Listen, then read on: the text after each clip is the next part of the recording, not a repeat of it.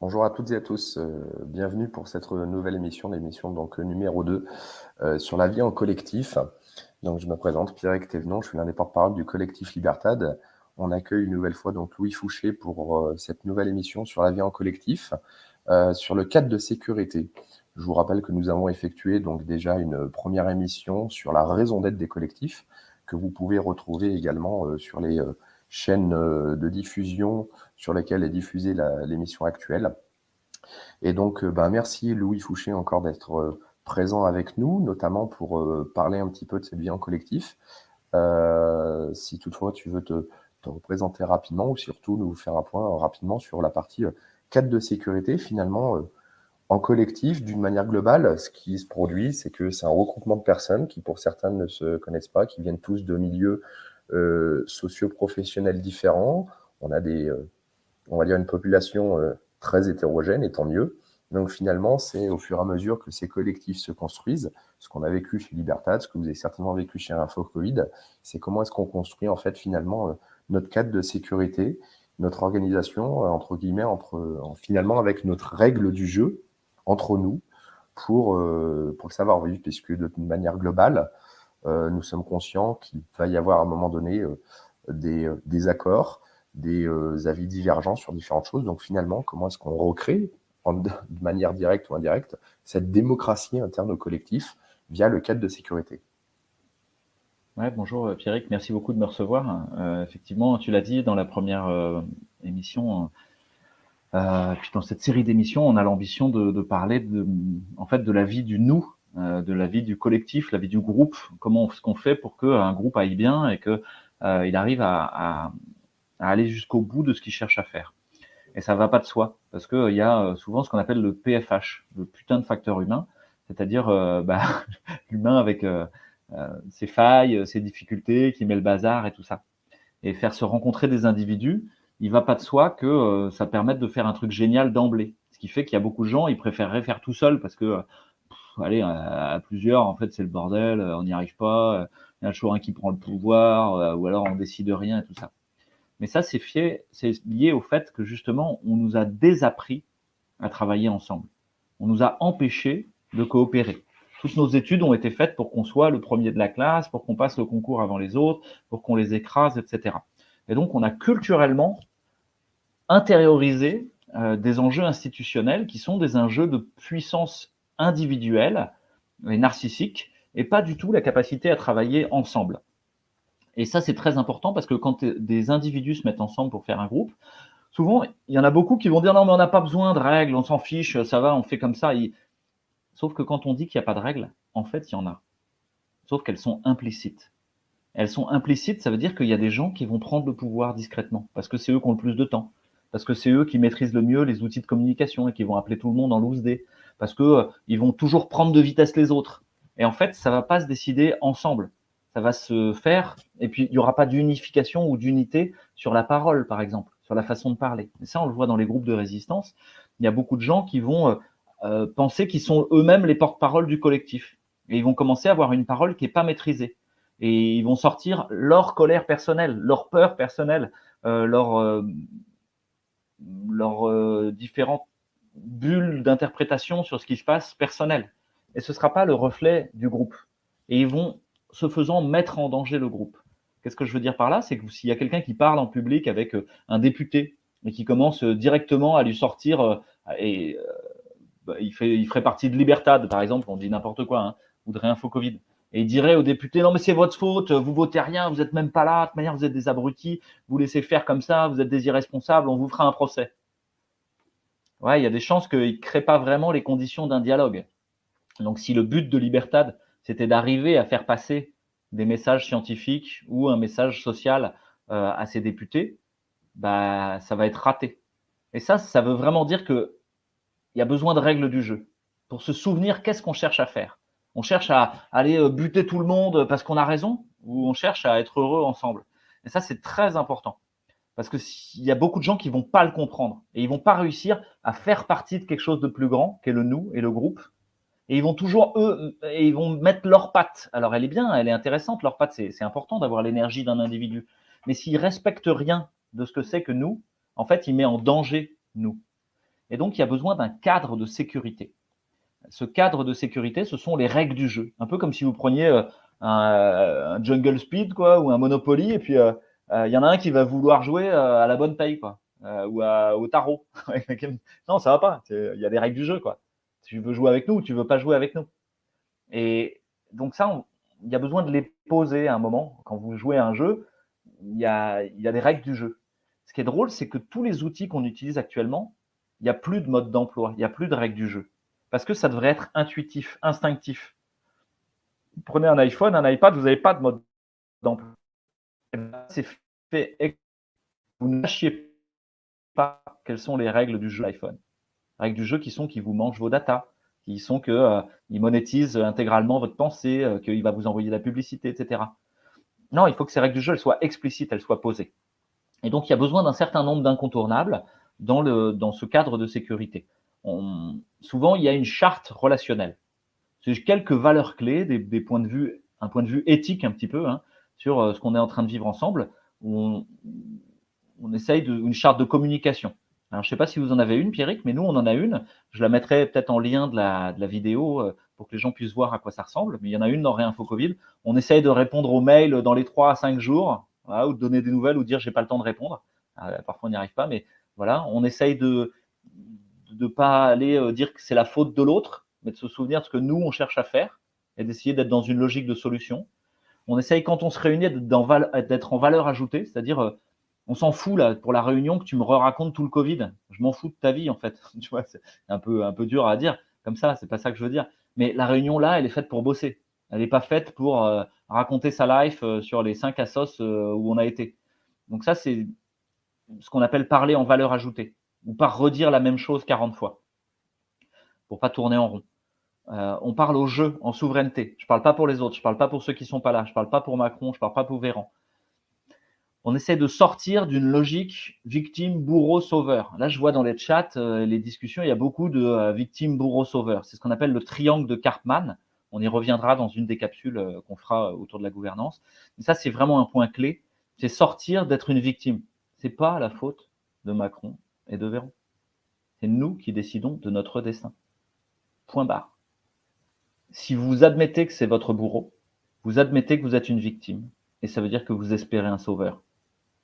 Et à votre tour, vous serez le bourreau, c'est vous qui ferez un procès au gouvernement qui se présentera comme une victime. Vous vous souvenez, Édouard Philippe, tout le monde à la fin avait pitié de lui, quoi, avec sa barbe blanchie à moitié, ses bégayements et tout, on se dit, ah, le pauvre, il doit affronter un truc trop gros.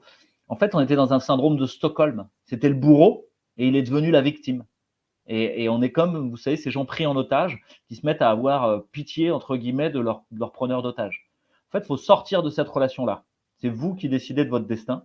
C'est vous qui construisez, avec les circonstances telles qu'elles sont, le monde dans lequel vous avez envie de vivre. Donc, il y a vraiment besoin de ça. Et là, je vois beaucoup de gens, ils ont du mal à se mettre en lien, justement à cause de ça. Parce qu'ils veulent rester dans une position de victime ou une position de sauveur. À partir du moment où vous quittez cette posture-là, vous arrivez à vous mettre en lien. Alors, il y a des gens qui ont demandé comment on se met en lien. Là, vous avez vu, j'ai un petit truc là, c'est liberté, AIR, liberté.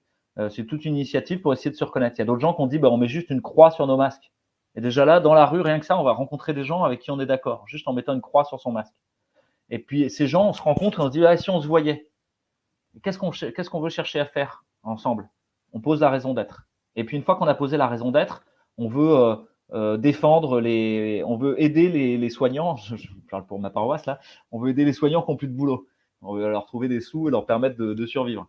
Super, merci, continuez, c'est très bien. On en a besoin, il y a beaucoup de gens qui en ont énormément besoin. Ok, on va faire ça. Maintenant, on va se mettre des règles du jeu. On va se mettre un cadre de sécurité. Donc, une charte relationnelle, une charte de communication. Ensuite, des règles du jeu sur les réunions et les processus de communication. Quels outils de communication vous utilisez? C'est les mails? C'est un réseau Discord? C'est un forum discours? C'est les coups de téléphone? C'est un peu tout ça à la fois. Il va falloir clarifier. Parce que si vous utilisez tout et n'importe quoi, n'importe comment, en fait, ça va être le bordel. Vous allez recevoir 800 mails alors que vous auriez pu faire ça sur Discord, dans une sorte de forum, quoi. Il va falloir que vous vous dotiez d'outils de communication qui fluidifient votre communication et qui permettent que tout le monde soit au courant. D'accord, on a un forum où on discute. Mais on se fait aussi une newsletter interne pour que tout le monde soit au courant des prises de décision. On se fait un endroit où on met les prises de décision hebdomadaires, c'est marqué dans le forum, il y a prise de décision de la semaine. Et c'est pas un compte rendu où on raconte toute la vie. Ah, Louis dit ça, puis Pierrick il a dit ça, puis Nadine elle a dit ça, puis machin il a dit ça. Non, cette semaine on a pris 4 décisions. On fait 4 trucs. Tout le monde est au courant @everyone. Ça fait partie de votre cadre de sécurité d'avoir une bonne communication. Ensuite, des critères d'inclusion. Des critères d'inclusion, c'est-à-dire qui vous faites venir. Vous faites venir les gens qui parlent de QAnon, pourquoi pas. Vous faites venir les gens qui parlent de pédocriminalité, pourquoi pas, mais il va falloir qu'on fasse un groupe spécial pour ça. Vous faites venir les gens qui parlent de science, ah ouais, ça, nous, on est OK. Vous voyez, dans Réinfo Covid, on a dit, nous, on s'occupe surtout de science et de vie ensemble sur le terrain. Le reste, on ne sait pas faire, on n'a pas d'outils et on n'y connaît rien. Donc, on s'occupe de médecine, de science, de soins et de vie ensemble pour essayer de satisfaire à ce dont on a besoin au quotidien. Le reste, c'est pas notre mission. Ça veut pas dire qu'on est contre. Ça veut dire, nous, c'est pas dans notre raison d'être. Et donc, on va pas prendre des gens qui sont comme ça. Pareil, on va pas prendre des gens qui sont trop en colère ou qui ont peur, parce qu'eux, ils auront une parole pas maîtrisée. Donc, on les prendra jamais comme porte-parole, par exemple. Ça veut pas dire qu'ils font pas partie de Réinfo Covid, ils peuvent venir dans Réinfo Covid.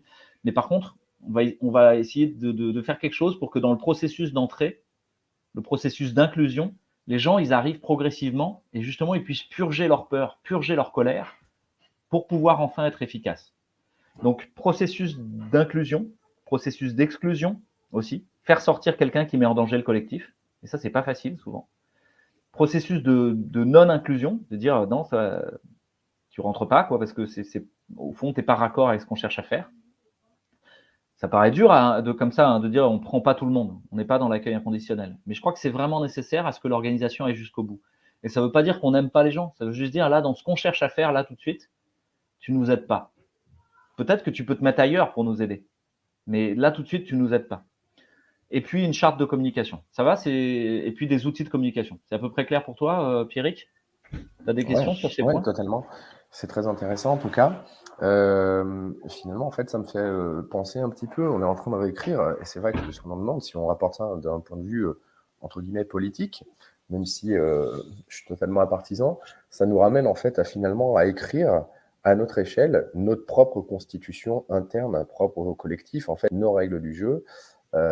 Certains, des fois, se disent on n'a pas besoin de règles, on veut sortir de ce système avec des règles, etc. Mais on en oublie que l'humain est trop hétérogène, qu'il y a différents avis et que la vie en société passe par justement des règles que l'on va se construire entre nous. Alors le terme règle dérange des personnes, mais finalement, ce que tu nous indiques, c'est un peu, ça me fait penser à, je citerai quelqu'un que j'admire, notamment qui est Étienne Chouard, avec notamment le RIC, etc. C'est finalement réécrire nos propres règles à nous et de se dire c'est plus d'autres personnes qui écrivent les règles, c'est nous qui écrivons nos propres règles de ce que l'on veut. Exactement, ça c'est très important ce que tu dis parce qu'effectivement il y a beaucoup de gens qui veulent pas de règles parce qu'ils sont dans une logique anarchiste. C'est mon cas par exemple, mais pour autant il y a une différence. La question c'est pas qu'il n'y ait pas de règles parce qu'il y en a toujours. C'est-à-dire que si jamais il n'y a pas de règles, en fait c'est la règle du plus fort à la fin par exemple. On revient à la loi du plus fort.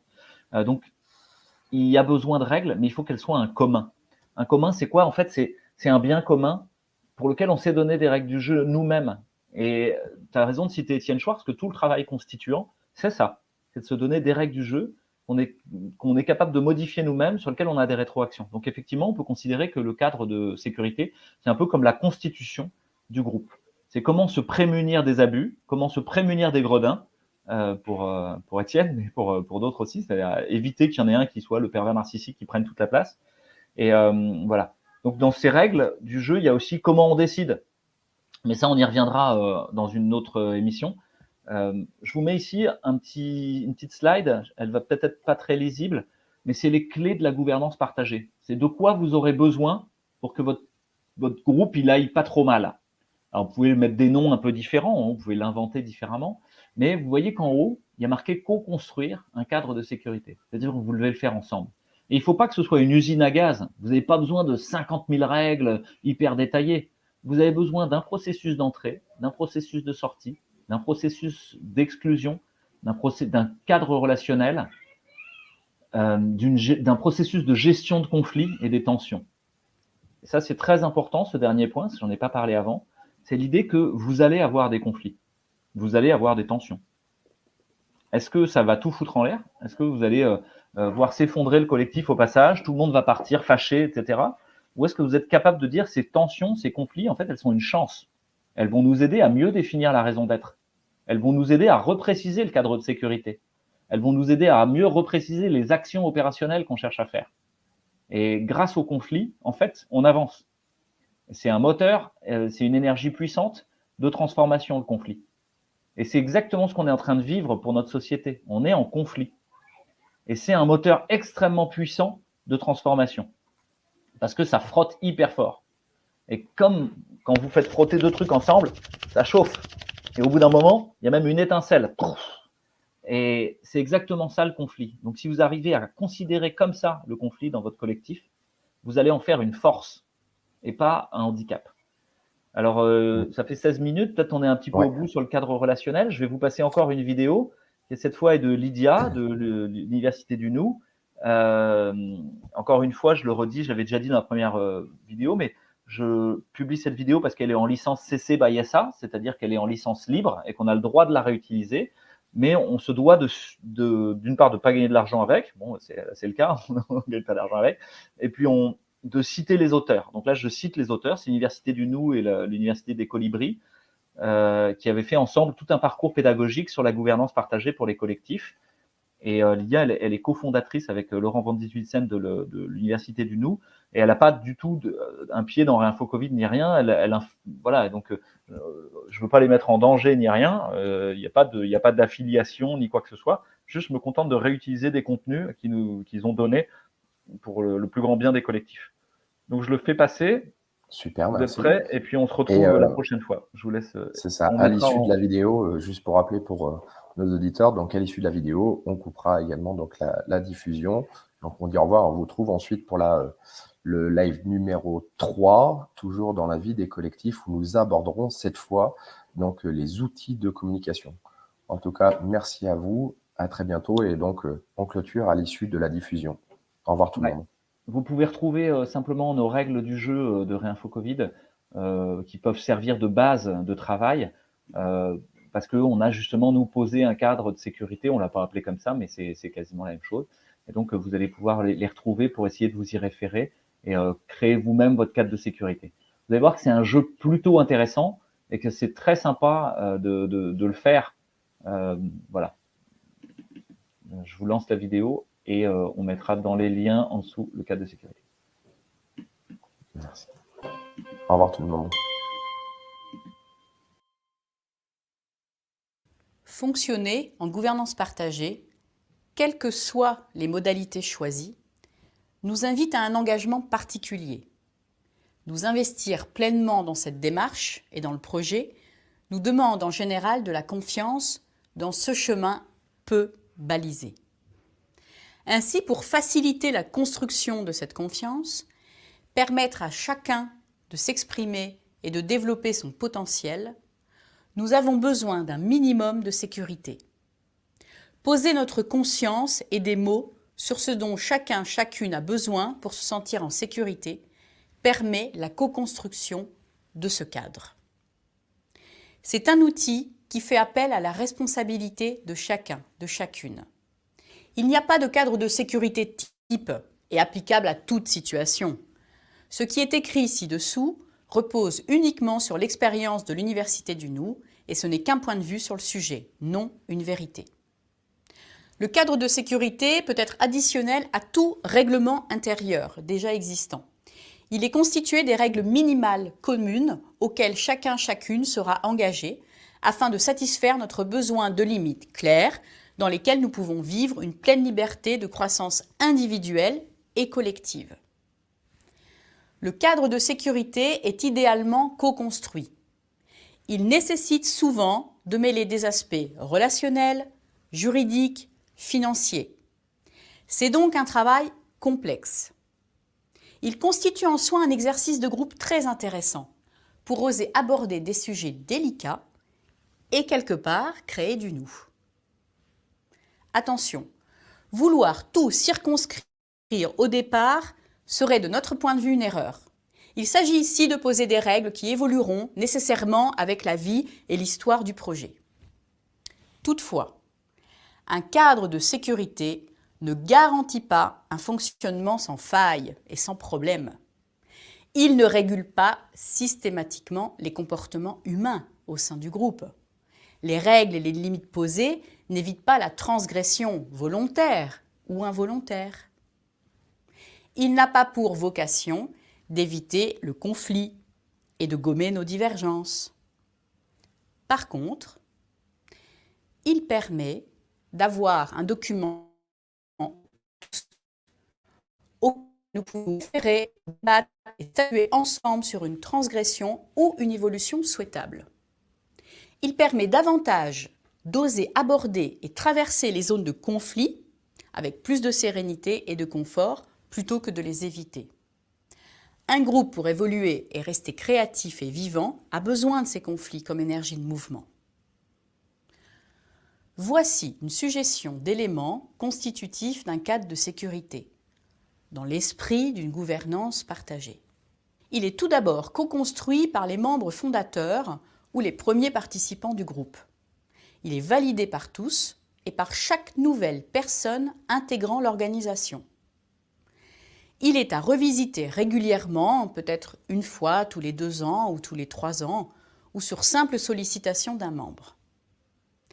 Il est nécessaire d'avoir un mode de décision clair. Comment prenons-nous nos décisions? Au consentement, à la majorité, au consensus, peu importe, mais que le processus de prise de décision soit clair et que tous les membres y adhèrent et y soient formés. Il peut contenir une charte relationnelle minimale. Comment allons-nous relationner? Quel mode de communication choisissons-nous? Quel cadre pour gérer les conflits?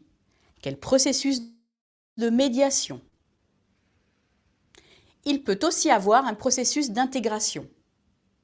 Comment accueillons-nous des nouveaux membres? Quelles sont les conditions contractuelles nécessaires à l'intégration des nouveaux? Quels sont les prérequis, les étapes nécessaires pour intégrer l'organisation? Quel engagement de formation? Il peut avoir aussi un processus de sortie. Comment puis-je sortir du groupe ou de l'organisation? En sécurité pour moi et pour l'organisation, au moment où je m'engage. Chacun doit savoir qu'un départ pourra être discuté au sein du groupe pour en définir les modalités et les conditions. Et nous vous proposons aussi d'intégrer un processus d'exclusion. Comment pouvons-nous mettre à l'écart, empêcher de nuire une personne qui mettrait l'organisation en danger? Si je m'investis et m'engage dans un projet, c'est pour qu'il vive et qu'il dure. Comment le groupe peut-il m'empêcher de nuire à cette pérennité dans l'hypothèse où je serais défaillant? S'il s'agit d'un processus qui passe par des étapes comme des réunions, des médiations, ayant pour objet d'envisager l'exclusion comme la dernière et ultime étape du processus.